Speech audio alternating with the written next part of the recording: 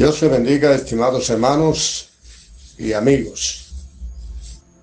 Aquí estamos una vez más con ustedes para seguir hablando de la palabra bendita del Señor.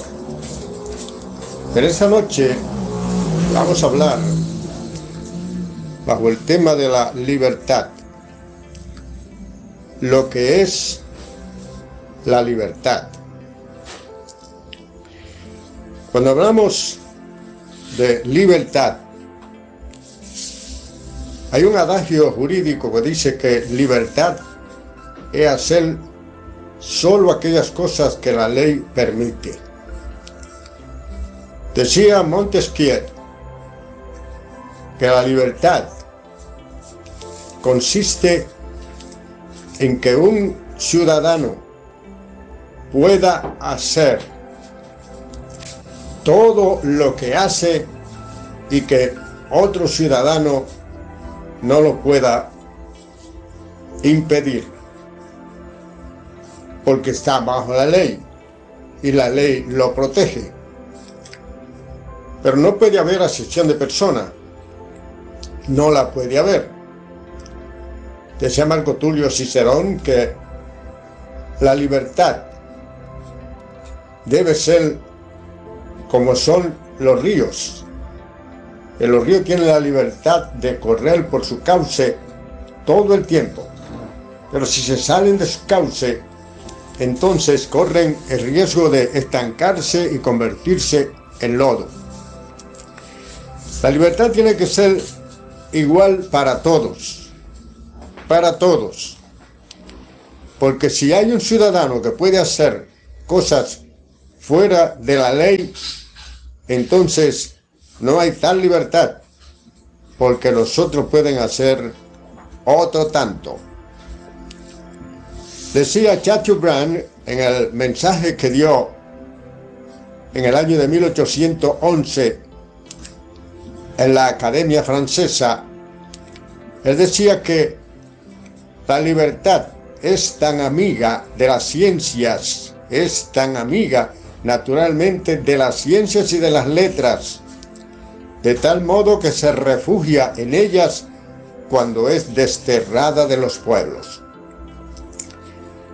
Cuando hablamos de libertad según la Biblia, en el libro del apóstol San Pablo, en la carta del apóstol San Pablo a los Gálatas, en el capítulo 5 y verso 1, dice allí Pablo a los hermanos: que permanezcan en la libertad en la cual Cristo lo ha llamado, y que no vuelvan a estar sujetos al yugo de esclavitud. ¿Qué sucede? Que los judaizantes, los judíos que se convirtieron al Señor, querían hacer una mezcla de ley y gracia, y así turbaron la iglesia de Galacia, y muchos de ellos estaban descarriados. Entonces el apóstol Pablo le dice a ellos, en el capítulo 3, versos 10 y 11,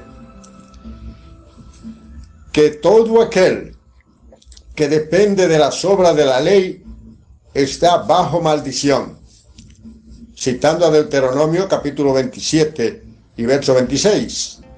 Está bajo maldición porque escrito está: maldito aquel que no permaneciera en todas las cosas escritas en el libro de la ley para hacerla. Y allá en el verso 10 del capítulo 3 de la epístola del apóstol San Pablo a los Gálatas, lo dice allí más claro aún todavía, 10 y 11. Dice que los que se justifican por las obras de la ley han caído de la gracia de Dios. Entonces, Romanos allá en el capítulo 3, verso 21, dice que por las obras de la ley ninguno será justificado delante de Dios. Eso está bien claro. Los gálatas se descarriaron por la mezcla que le hicieron los judaizantes, que llegaron a Galacia y comenzaron a ser una mezcla de ley y gracia. En el capítulo 13, y en el verso 28 de la Epístola a los Romanos, el apóstol Pablo dice allí: concluimos pues que el hombre es salvo por la fe sin las obras de la ley, porque por la ley ningún ser humano se puede justificar delante de Dios. Santiago, ya en el capítulo 2, del verso 10 en adelante, dice que todo aquel que toma el libro de la ley para cumplirlo y viola uno de su principio, ha violado toda la ley. Mucha gente cree que la ley es simplemente guardar un día, pero ese uno solamente de alrededor de 316 mandamientos que hay en el libro de la ley, y aquel que viola uno de ellos se hace culpable de todo. Ningún ser humano nunca ha podido cumplir con esa ley, nunca. Por tanto, Cristo vino y se lo dijo a ellos: ¿no leyó usted de Moisés la ley y ninguno de ustedes cumple la ley? Entonces, cuando hablamos de libertad, la libertad, te me hace recordar lo que leí acerca de Madame Roland, guillotinada en la Revolución Francesa, y cuando la tenían allí en el cadalso para bajar, el verdugo bajar la navaja mortal, ella miró hacia atrás y vio una estatua de la libertad y dijo: oh libertad, cuántos crímenes se cometen en tu nombre.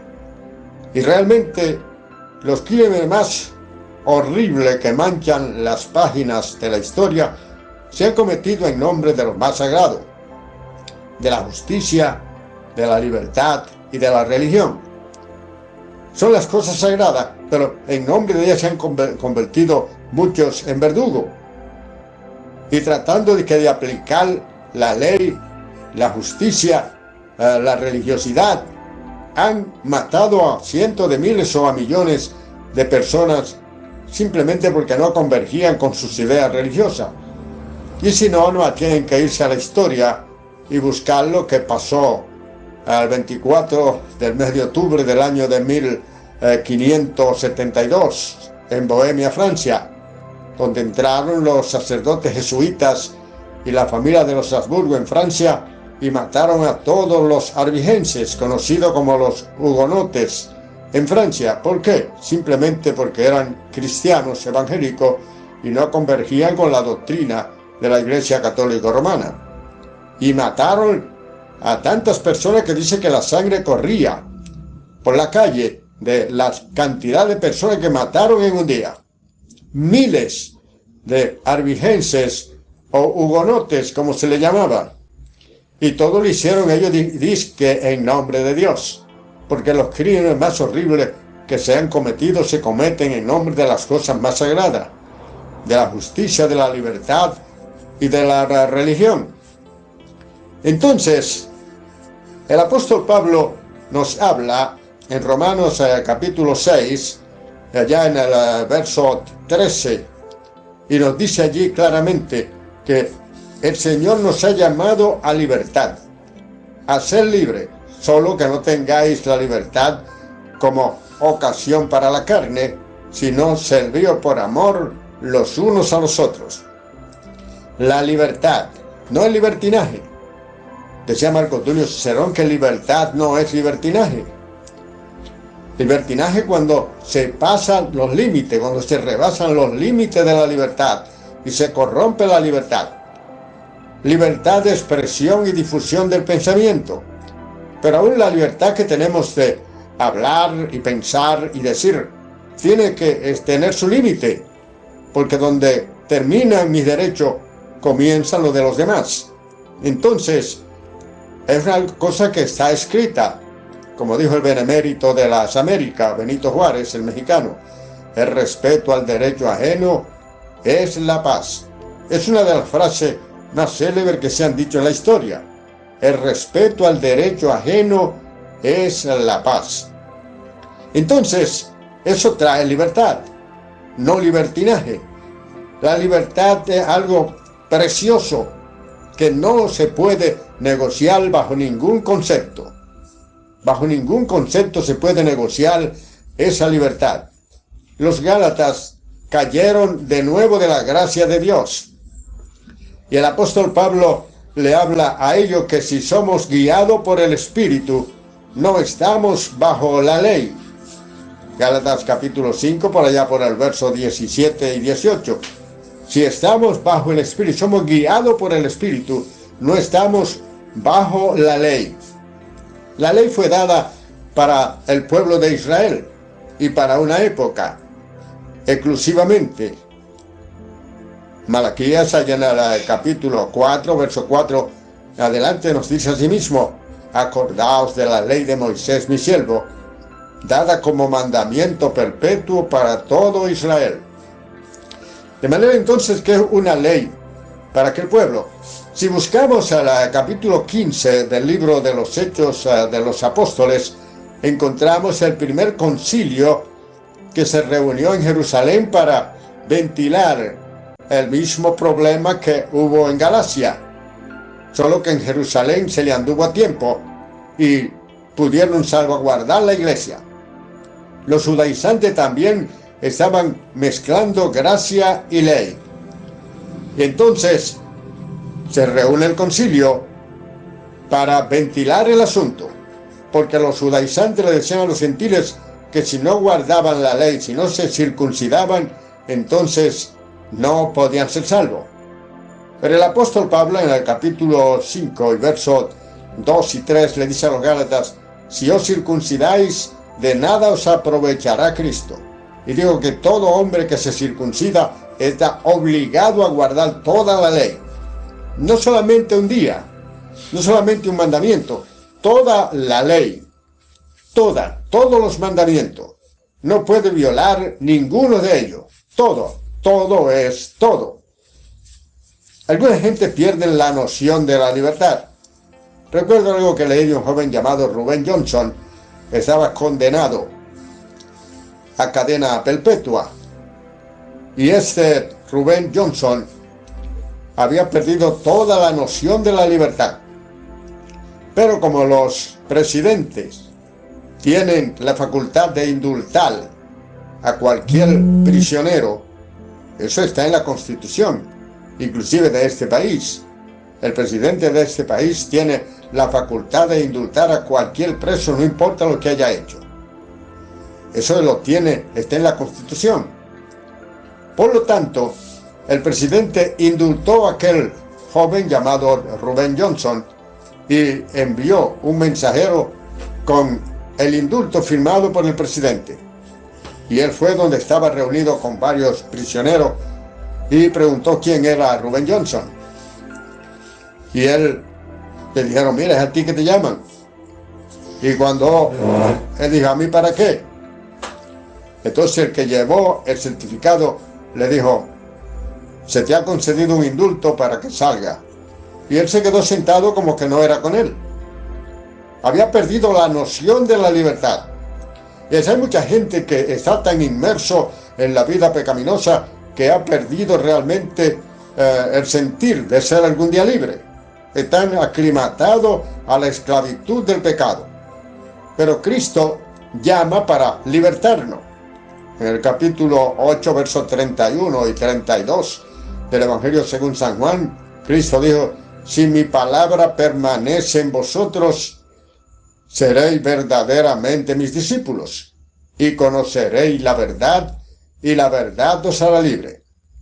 Él es el que nos liberta del yugo de la esclavitud del pecado, porque a eso vino, a deshacer las obras del diablo. El diablo introdujo el pecado en el huerto del Edén, llevando a Adán y a Eva a la desobediencia. Pero inmediatamente el Señor tiene en su mano un plan redentor. Génesis capítulo 3 y verso 15, ahí está la primera mención de la redención del ser humano y del nacimiento virginal del Hijo de Dios para venir y libertar a los cautivos por el pecado. Dice: pondré enemistad entre tu simiente y la simiente de la mujer. Tú le herirás en el calcañar, pero la simiente de la mujer te herirá en la cabeza. Y la simiente de la mujer es Jesucristo. Gálatas capítulo 4 y verso 4 dice: cuando vino el cumplimiento del tiempo, Dios envió a su Hijo, nacido de mujer y nacido bajo la ley. O sea, que ese niño que nació en el pesebre, ese niño es el redentor de la humanidad. Fue el que nació para golpear a Satanás en la cabeza, y en la cruz el Señor golpeó a Satanás en la cabeza.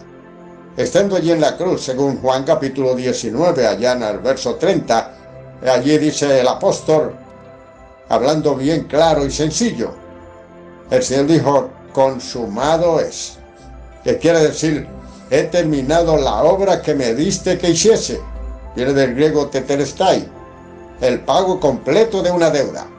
La deuda de pecado que teníamos delante del Padre, Él cargó el pecado de nosotros en Él.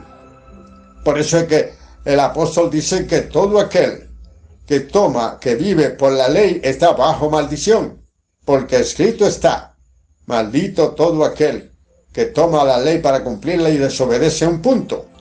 Por eso es que Cristo se hizo maldición por nosotros, porque llevó el pecado de nosotros. Gálatas capítulo 13, allá en el verso 13, dice que Cristo fue hecho maldición por nosotros, porque escrito está, maldito todo aquel que es colgado en un madero. Porque la maldición de la ley está citando a Deuteronomio capítulo 21 y verso 22. Cuando colgaban a una persona allá en Jerusalén, tenían que bajarlo de la cruz y no podía pasar la noche allí en el madero. Por eso ustedes ven que cuando estaban el Señor y los dos que estaban crucificados a su derecha y a su izquierda, pues para apresurar la muerte, porque el día de reposo se avecinaba, entonces fueron y le quebraron las piernas para acelerar la muerte de ellos, porque no podían dejarlo pasar la noche allí, porque traían maldición sobre la nación, porque así estaba escrito. Por eso fue que le quebraron las piernas, para apresurar la muerte de ellos, para quitarlo del madero antes de la puesta de sol del viernes, que comenzaba el día de reposo de los judíos. Entonces, la maldición de la ley cayó sobre el Señor, porque Él fue quien realmente cumplió la ley, llevando el pecado de todos nosotros en su cuerpo sobre el madero.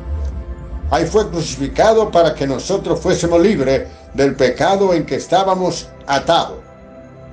Dice el apóstol Pablo allá en el capítulo 6 y versos 17 y 18 de su carta a los romanos, hablando acerca de esta libertad que nos ha dado el Señor y que debemos mantenerla a cualquier precio, la libertad que el Señor nos ha dado.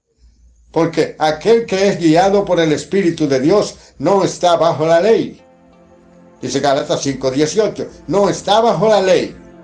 Entonces, los que están guiados por el Espíritu de Dios, pero en Romanos 5:14 dice que los que no tienen el Espíritu de Dios, estos no son hijos de Dios.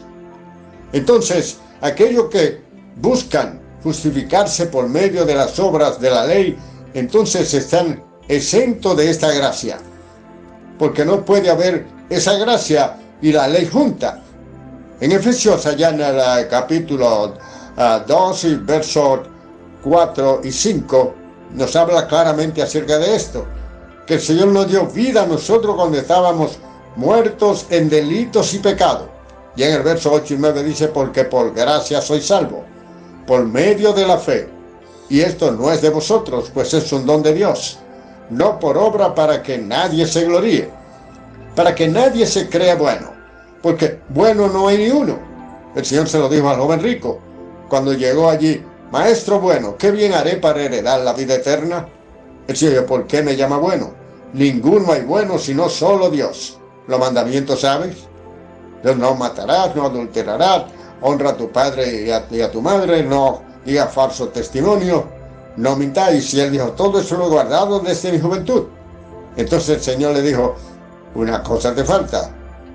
Di, maestro, ve y vende todo lo que tiene, dalo a los pobres y tendrá tesoro en el cielo, y sígueme. Y se apesadumbró y se fue porque tenía muchos bienes.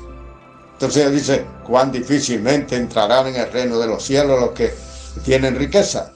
Y los discípulos se asombraron de esto, y el Señor volvió y le dijo, cuán difícilmente entrarán en el reino de los cielos los que confían en su riqueza. Más fácil entra un camello por el ojo de una aguja que un rico en el reino de los cielos. Algunos, para suavizar esto, hablan de que había una puerta, le decían la aguja, y que cuando cerraban la puerta principal de la ciudad, esa era una puerta pequeña en el medio, y que los camellos entraban de rodilla el día del sábado porque no se abría la puerta grande. Pero no es así. Si nos vamos al original, la palabra que aparece en la palabra Gensla, que quiere decir cuerda gruesa, y la palabra camello, camelo, que es lo que quiere decir camello. Entonces está hablando de un camello, no lo pueden pasar por el ojo de una aguja, ni tampoco una cuerda gruesa puede pasar por el ojo estrecho de una aguja de coser. Entonces, esa es la imposibilidad. Entonces ya los discípulos, bueno, si es así, entonces ¿quién podrá ser salvo? Y el Señor dijo, bueno, lo que es imposible para los hombres es posible para Dios. El Señor no está diciendo que es malo el tener dinero, porque cuando Zaqueo vino al Señor, según Lucas capítulo 19, del verso 1 al 10, pues el Señor no le dijo a él que vendiera todo. El mismo hombre, cuando se convirtió, dijo, Señor, la mitad de mis bienes doy a los pobres, y si en algo he defraudado a alguno, se lo devolveré duplicado. El Señor no le dijo que lo vendiera. El Señor conocía el corazón de Zaqueo y conocía el corazón de aquel joven rico avaro que estaba aferrado a lo suyo, y por eso estaba esclavizado y no tenía la libertad que Cristo vino a darnos. Por eso Pablo a los Gálatas le dice, está pues firme, Gálatas 5:1, con la libertad con que Cristo os hizo libre, y no estéis otra vez sujetos al yugo de esclavitud. ¿Cuál era el yugo de esclavitud? Al yugo de la ley. A ese era el yugo que se habían vuelto a esclavizar, porque los judaizantes lo llevaron a ese terreno. Lo convencieron, sin ser judío, de que debían guardar realmente la ley. Cuando se reunió el concilio en Jerusalén, según el capítulo 15 de los Hechos, el apóstol Pedro, ustedes buscan el verso 10, le dice allí a los judaizantes, ¿por qué quieren ustedes poner este yugo sobre el lomo de los apóstoles? Un yugo que ni nosotros ni nuestro Padre hemos podido llevar. Nosotros creemos que ellos también son salvos por gracia, igual que nosotros. Entonces se reunieron con los gentiles y dijeron que no guardaran ninguna de esas cosas, sino que simplemente se tuvieran de ahogado, de sangre y de los ídolos. Eso fue todo lo que le pusieron, de pasadla bien. De manera entonces que recibieron la liberación del yugo que le estaban poniendo los judaizantes. Pablo, cuando realmente está hablando acerca de esto, por allá por el verso 10 al 12, pues él le habla del capítulo 5, él dice, ojalá se mutilasen lo que os perturban. Ya no podía aguantar a los judaizantes que le seguían los pasos, llevando a la esclavitud a lo que el Señor había libertado a través del mensaje que Pablo estaba llevando a cabo, de la palabra del Señor, del Evangelio de Jesucristo, que nos liberta a nosotros del yugo de esclavitud del pecado y del yugo de todas las cargas que los hombres nos han impuesto. Moisés, cuando le habla al pueblo de Israel acerca de la ley, le dice, ¿qué pueblo tiene leyes como la que tú tienes? Y Pablo le dice a los judíos, los gentiles que no tienen ley te juzgarán a ti, que teniendo ley no la cumple. Y los gentiles que no tienen ley, entonces hacen por naturaleza lo que es de la ley, te condenarán a ti que teniendo la ley no la cumple. Ellos nunca la cumplieron, simplemente eran teóricos. Y la aplicaban en forma teórica, pero en la práctica nunca llevaron la ley.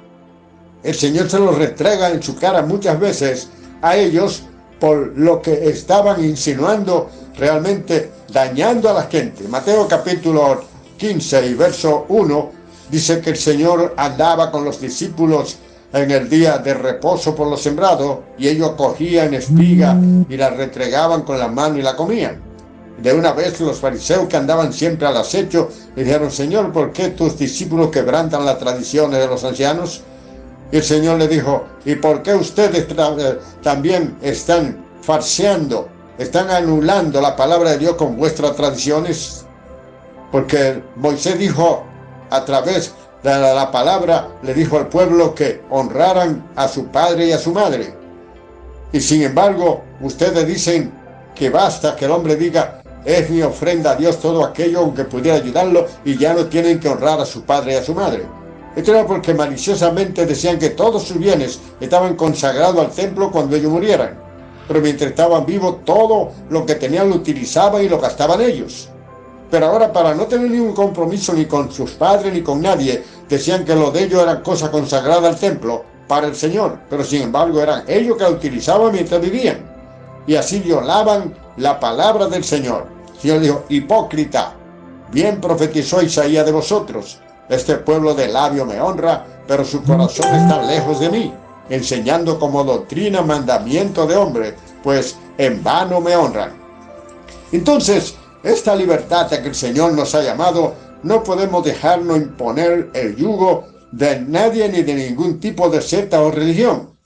La palabra de Dios está ahí bien claro. Los gentiles que no tienen ley, no estaban los gentiles bajo ese yugo. No hay un solo verso bíblico en el Nuevo Testamento que diga que los gentiles tienen que guardar sábado y que tienen que guardar ley. No hay uno solo. La iglesia se reunía el primer día de la semana. Algunos, para tratar de confundir, dicen que fue Constantino el que cambió el sábado por el domingo y que era el día del dios Sol, y por ahí meten a la iglesia en una idolatría. Pero todo eso es verdaderamente mentira, que eso no fue así, porque en el capítulo 20 del libro de los Hechos, nos habla claramente lo que realmente dice la palabra, verso 7, que se reunían el primer día de la semana. Reunían el primer día de la semana para el partimiento del pan y la palabra. Primer día de la semana. Y Constantino comenzó a reinar en el año 313. Y aquí está hablando de la iglesia primitiva verdaderamente en su inicio. En su inicio. De manera entonces que no hay forma, de ninguna manera, de que se diga que la iglesia cristiana que guarda el domingo. Ahora, el que guarde el día y haga caso del día no es lo malo. Es que se fanatice con eso y creer que eso es lo que va a salvar a la persona y no la sangre de Jesucristo, su Hijo, que nos limpia de todo pecado. Esa es la que vale realmente. Pablo dice que algunos hacen diferencia entre día y día y otros tratan todos los días iguales. Dice: el que guarda el día para el Señor lo guarda, y el que no lo guarda para el Señor no lo guarda, porque sea que vivamos o que muramos, somos del Señor. Entonces, el asunto está en fanatizarse y querer imponer la ley verdaderamente a la iglesia del Señor como algo inminente, cuando realmente no es así. A libertad nos llamó Cristo. No nos dejemos confundir bajo ningún concepto. Lo que nos salva a nosotros no es guardar un día, ni sábado, ni domingo, ni ningún día, sino es la palabra bendita de nuestro Señor y Salvador Jesucristo. Pablo exhorta a los Gálatas, en el texto bíblico de planta que cogimos para esta conversación, 5:1. Está pues firme con la libertad con que Cristo os hizo libre, y no estéis de nuevo sujeto al yugo de esclavitud. Vinieron de la esclavitud del pecado. Ahora el Señor lo liberta y lo lleva por el camino verdaderamente trillado por Él. Seguidme, es lo que el Señor dice, aquellos que han sido libertados, los que reclaman vivir o salvarse por medio de las obras de la ley. Pablo dice: de la gracia habéis caído. Y todo aquel que está guiado por el Espíritu no está bajo la ley. Y los que no tienen el Espíritu, dice Pablo, entonces no son de Cristo. Saque usted su propia conclusión, estimado hermano y amigo, y que Dios le bendiga rica y abundantemente. Su hermano Gabriel Beltré.